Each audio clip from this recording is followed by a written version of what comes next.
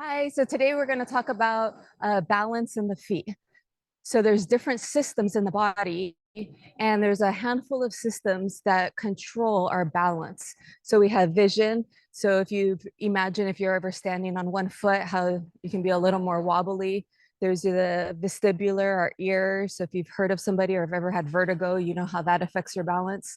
There's also somatic sensory system, and that we have a bunch of receptors in our skin, and that gauges where we are in space.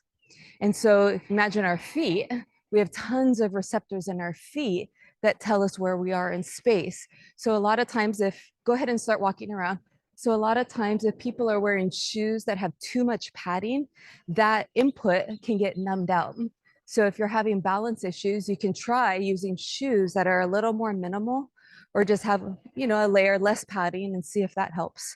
So go ahead and just keep walking around and notice what your feet do when you're walking. So we all have our own unique way that we move. You ever notice like so-and-so is walking down the road? I can tell by the way that they're walking. So notice what your pattern is. Do you put more weight in one foot than the other? Do you walk more on your toes? Do you heel strike? So everybody has their own unique way, just like a unique fingerprint. And so we're going to start with our right foot, and you're just going to think about your landing. So when you land, see if you can drop your weight to the center part of your foot, kind of back towards the heel, center back area. And you're just going to walk down about 5 paces, just thinking about your landing.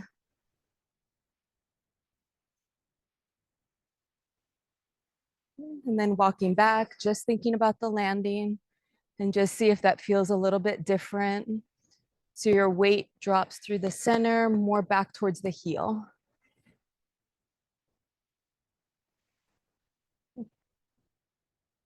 Okay, and then still with the right leg. Now when you walk down and back, you're gonna think about the push off.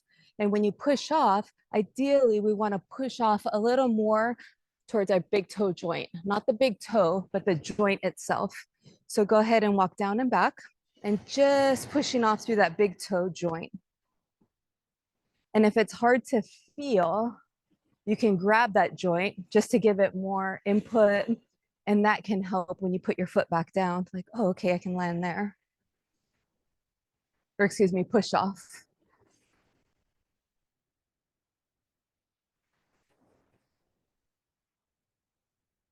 All right, and then we're gonna go down and back again, and this time with the left leg. So when you land, your weight, you wanna see if you can feel it through the center towards the back of your foot, your heel, and you're just thinking about the landing.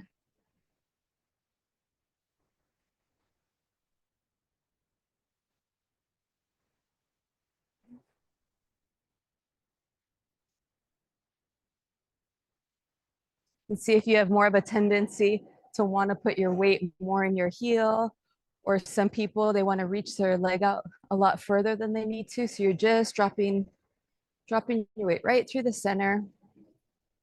Okay. And then this time going down and back, and think about pushing off through that big toe joint.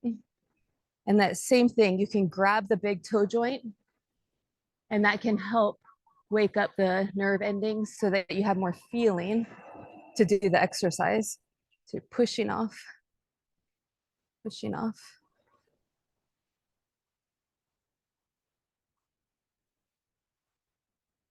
Good. And sometimes it can be hard to keep our awareness in our body, but that's all part of it. So push off, push off. And then this time when you walk down and back, you're going to still walk slow, but you're going to bring your awareness to both feet. So you're landing, and then you're pushing off through your big toe joint, landing on the center of your foot, back towards the heel, and then pushing off towards the big toe joint. So you're still going to feel weight on the outside of your foot, but more of the weight is on the big toe joint.